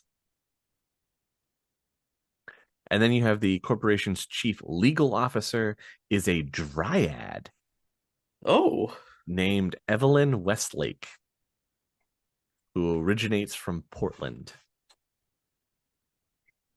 that's pretty cool. Got to keep it diverse there in the boardroom. I mean, that's fair. Also, not a lot of Dryad representation. Not a lot of because so Dryad is one of the second stage goblinization mutations, right? Yes. Yeah, you don't see a lot of that in terms of the bigger structure of a lot of lore within Shadowrun. And I assume that it's because most of the foundational lore is probably written obviously before second wave goblinization even happened. Well, Year of the Comet is in the early 2060s is where you see a lot of these second run goblinizations. Right. Which I guess then would have been in, wouldn't it? Because Year of the Comet's in the base book. Year of the Comet was in the third edition. It's third edition. Okay. Yeah, it's third edition. The interesting part about a dryad being their chief legal officer is dryads Mm-hmm. are an all-female meta variant of elves, Interesting. and they are characterized by an average height of just more than 1 meter. Their hair color appears to change with the seasons of the areas in which they live. Cool. All dryads have dark brown eyes with no visible pupils, That's kind of terrifying. right? The other thing that's weird about them is, I guess at the time for third edition, all known dryads are shamans. Makes sense. And no matter where they're born, all dryads migrate to forested or wooded areas as soon as they are capable of traveling on their own. The further away from the urban sprawl, the better. So that makes this kind of weird that you would have a dryad who is your chief legal officer, which would mean that you would have to operate out of New Essen, which is a corporate landscape of skyscrapers and arcologies. So having a dryad in that position seems odd lore wise. But this is sixth edition. So, you know, take it with what you will. Hmm. I'm just trying to check something real quick because I'm intrigued. Because I'm wondering what would Essen's location to like the Black Forest area be though? Because maybe it's close enough Um, that that could potentially not be as big of an issue. I don't think so. Remember it's in the Rhine-Ruhr megaplex. True. Let me pull up Germany. Give me just a second. Looks like it's more south because I've been checking it here, and it looks like the Black Forest is more south towards the border of Switzerland, and Essen is kind of more western over near the I what see. looks like the Netherlands border. So Hmm. yeah, not exactly as close as I thought maybe it would be to be able to be like, well, you could just have the but also to be fair, Germany, when you're outside of major metropolitan areas, is very forested and wooden. So I'm sh- True. I'm sure that she drives in for work when she has to. I bet you that she probably doesn't live in New Essen. She's Maybe. probably like 5 miles out of New Essen in a very nicely furnished cabin. We would have to dive into that later. Maybe I'll try and find something out because yeah, the troll kingdom of the Black Forest is all the way down in southern Germany, Yeah. bordering France and Switzerland, Yep. whereas the Rhine Ruhr megaplex is over here next to the United Netherlands. Gotcha. Yeah. Yeah. Yeah. So they're way more northwestern to be there. Also, I was Yeah. trying to remember who had the Black Forest. I was like, somebody has the Black Forest. I remember that being a thing, but yeah, the Troll Kingdom, Yes, of the course. Troll Kingdom. Of course. Yeah. So yeah, that's the only one that I'm like I would be iffy about. That doesn't make a whole lot of sense. I bet you she telecommutes a lot. I guess. Yeah. But even then, in the lore, the dryads are supposed to be more, you know, foresty. Yeah, more naturalistic. Yeah. Yeah. But also, you know, you got being holistic only makes so much money. And being a I lawyer makes guess. a lot more. So I guess. I guess. I mean, you know what? I'll save my notes and my thoughts about this particular topic for the next worm talk that we do. okay, fair. And I'll let our listeners know about how I feel about the way sixth edition handles this Okay, particular type of topic with dealing with these other meta variants like dryads and pixies and whatnot. uh, gotcha. I'll give my notes then, so look forward to the next worm talk that we do, where I will dive into that and give you my 2 cents. You may not agree Woo! with me, but hey, I'm gonna let you know. That's what a conversation's for.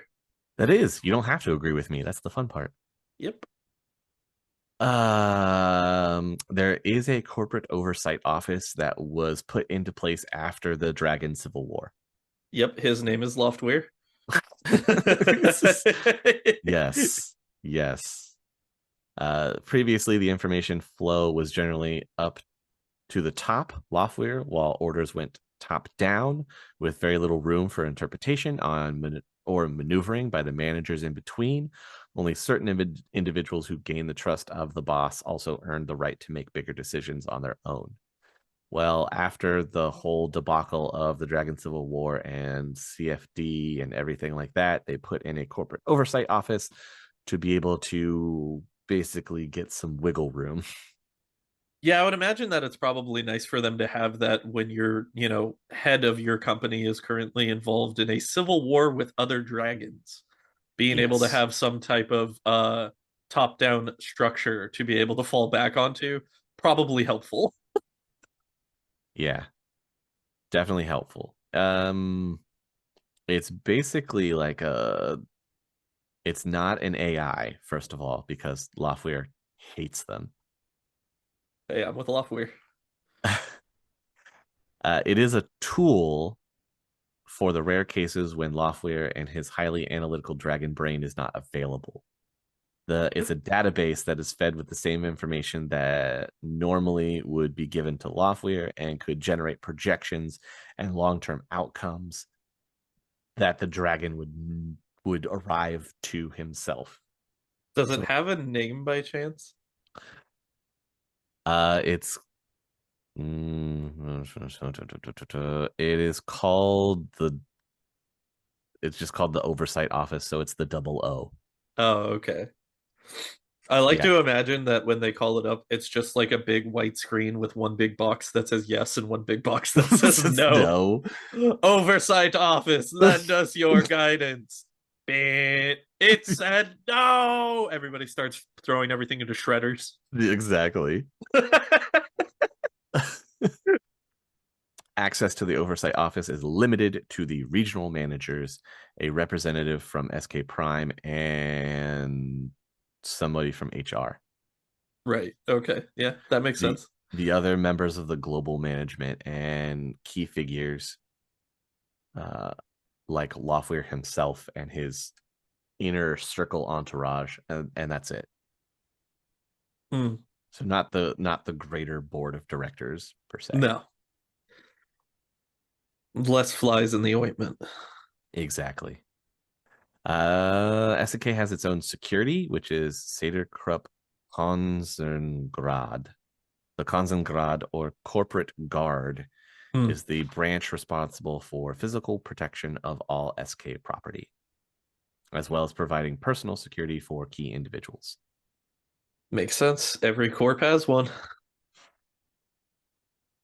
I mean, they're no blood jaguars, but who are? That's true. Their chief security officer is held by Karen Montjack. The guard is usually equipped with SK made equipment, armor, and weapons.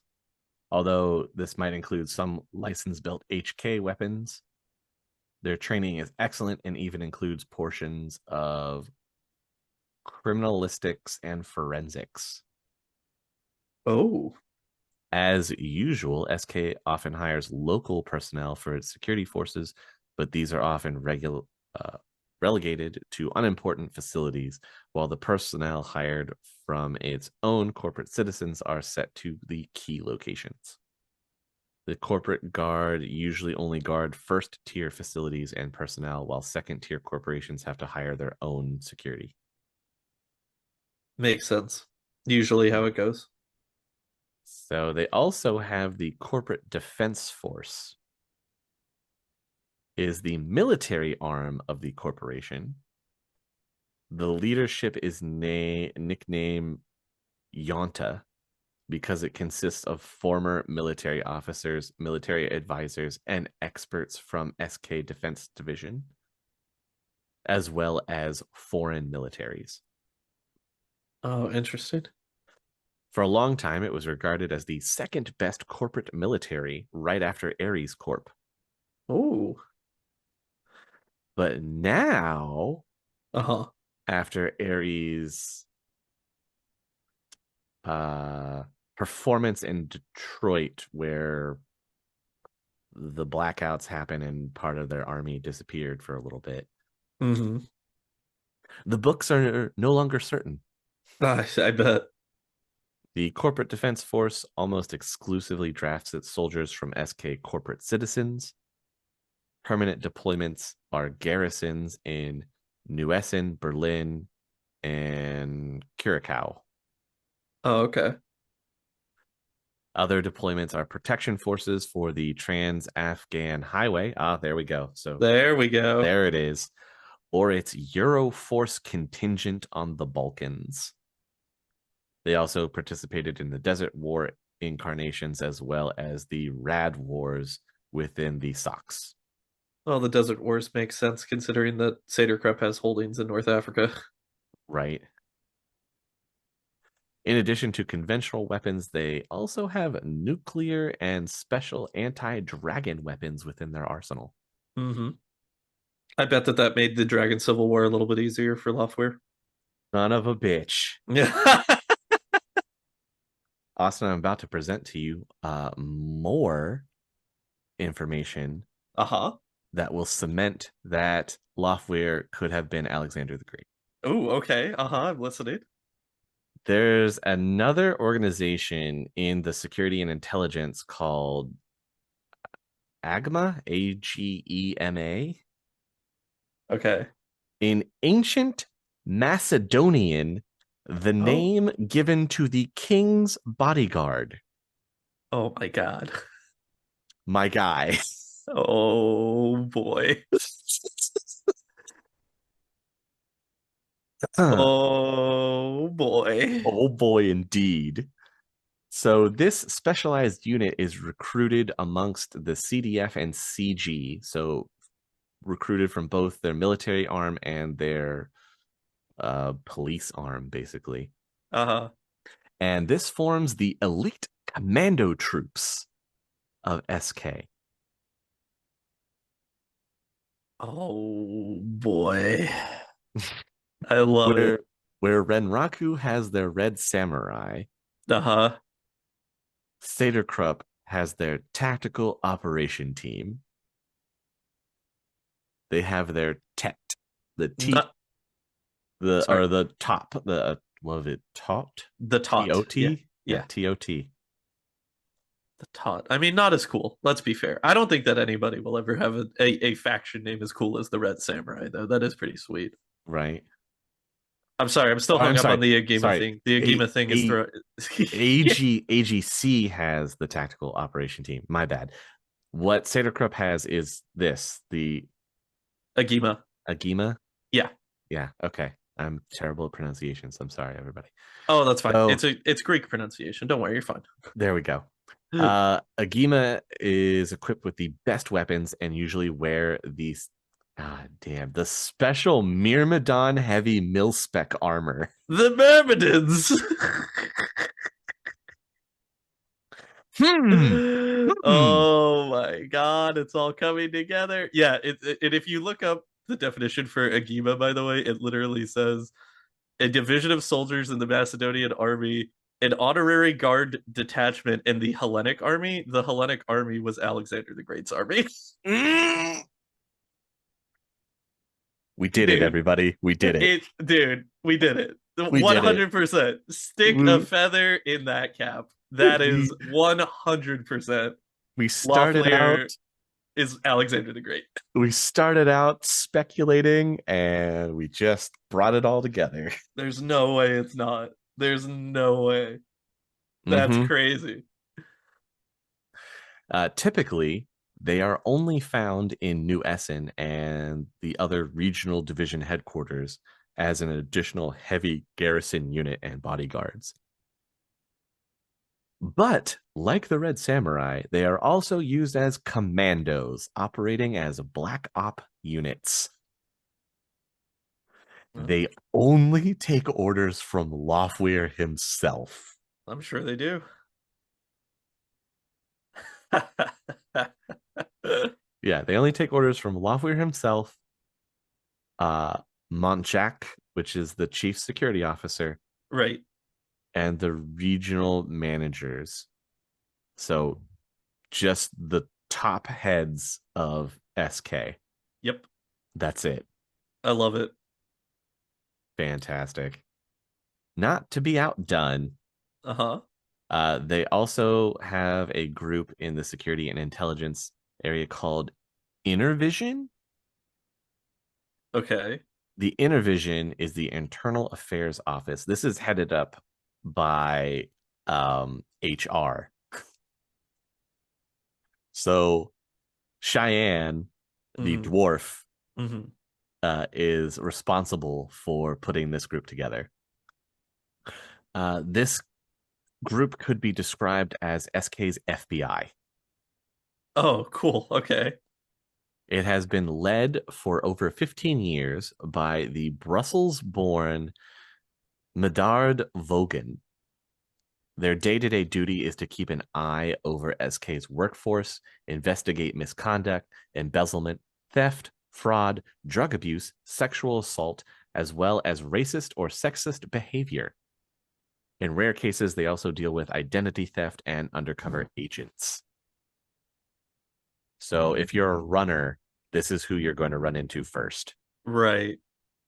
To do this, Inner Vision employs sociologists, psychologists, and criminologists to create profiles for every employee. Huh. These profiles are used to find the perfect treatment for every citizen if necessary. Gotta make sure those secrets stay safe. Furthermore, they run a system called Deviance, which analyzes deviation from a citizen's baseline data. So they track your metadata. Oh my gosh. Hey, you've made a questionable purchase. Let's send a officer over and they can ask you some questions.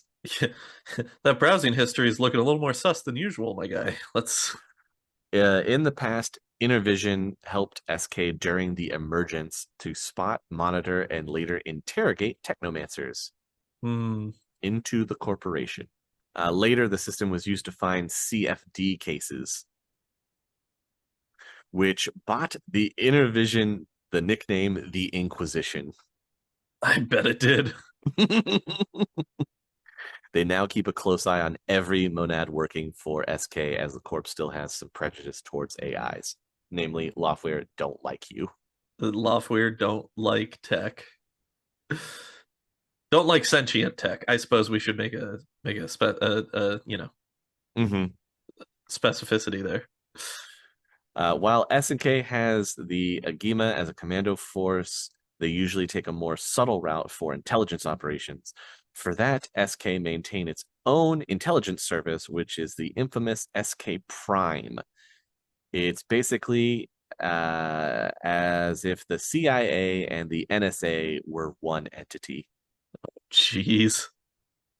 It is the nerve center of all Sader-Krupp intercorporate operations and intelligence, and it also spies on its own citizens and subsidiaries.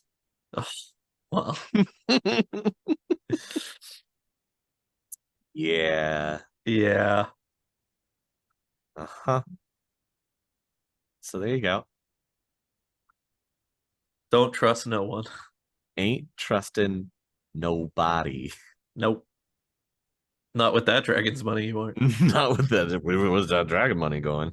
Oh, I love this. Uh, just there's listing a couple like top talents that are notable within the company, right? uh-huh. Uh-huh. Uh, one of them that jumps out to me immediately is one Hans Brockhaus. Uh-huh. Yep. Good Based name. on old company records, BMW's subsidiary ThyssenKrupp employed a man named Hans Brockhaus back in the 20s, and he was known as a takeover expert and scored several coups for the Beloits, and even later for his new masters, after Loeffler took over BMW and created S&K. Mm-hmm.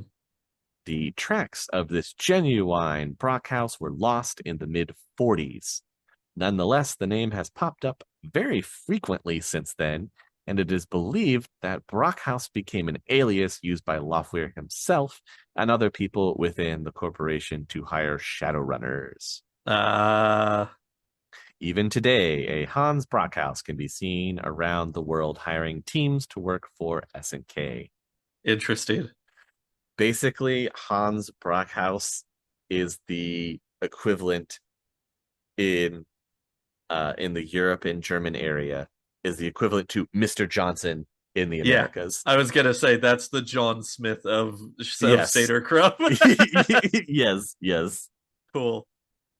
That's pretty dope. Awesome, right? Uh So that about sums up the Dragon Run Corporation of Sader-Krupp. they are pretty cool. And a very interesting megacorp to be able to use as like a primary setting for if you do like a Europe themed campaign, because I Mm-hmm. would have to imagine that that's who you're going to go with, right? Like of all of the European megacorps, Sader-Krupp is definitely the most interesting and has the most going on to be able to Mm-hmm. kind of build off of and be the coolest for sure. Well, the other fun part with that too is now knowing where more of their subsidiaries are around the world. Right. You see them a little bit more in North America. So Yeah, now, if you're playing in the COS, where Ares has moved its headquarters to, Sader-Krupp already has influence there from Atlanta Insurance, true. and Sader-Krupp is kind of starting to war with Ares for land takeover in that area. Interesting. So expect more shadow runs to be taking place in the Atlanta area, in the Atlanta plex, between SK and Ares. Yeah, right. Mm-hmm. And then there's also the battle for oil, as it is finite. Yeah, And and they're kind of one of the only megacorps that are actively still seeking it out too. well, the other megacorp that is doing it is Spinerid Global, and they are the Middle Eastern based megacorp. Ah, I see. So they're fighting with each other for what remains of the oil deposits. Makes sense. Yeah. So expect them to be butting heads a lot. Yeah. And then, of course, they're trying to uh, crawl out of the crazy political battlefield that they find themselves in. With the separated Germany and the new chancellor being Yeah. who that is. Yeah. Being not a fan of Sader-Krupp. Yeah, so they have to fight for their contracts and everything now. It makes it a lot more difficult. Yeah. So you've got that going on in your home base in Europe, and then you've got the North America standoff between Ares and Sader-Krupp in uh in Atlanta. But not only that, but Sader-Krupp and MCT for the distribution across North America with the railway system. Right. So that's also a point of contention. Yeah, for being a company that doesn't really have a lot of direct I would say tie and locationing in North America, they Mm-hmm. have a lot going on in North America. Right.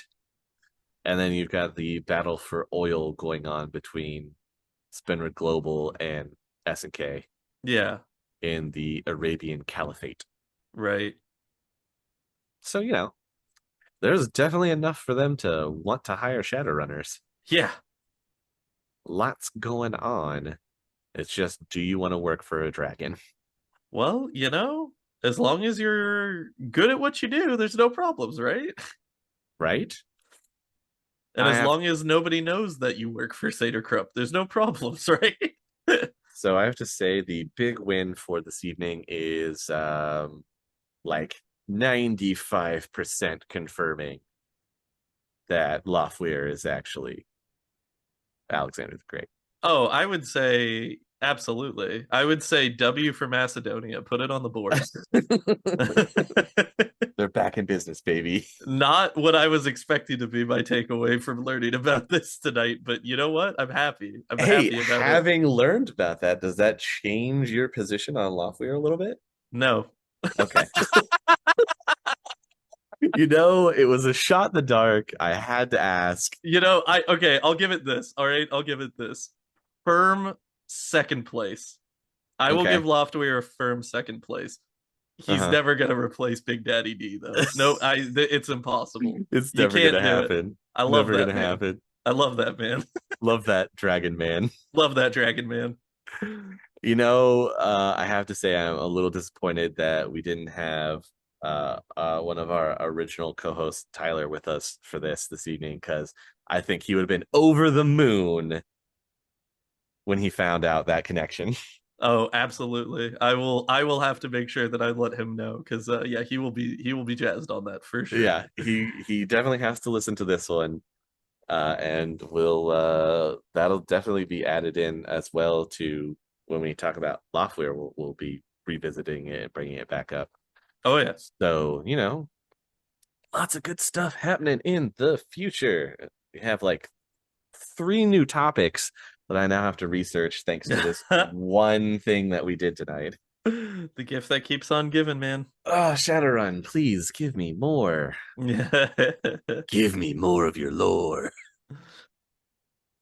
That was my favorite takeaway. I don't know what yours was.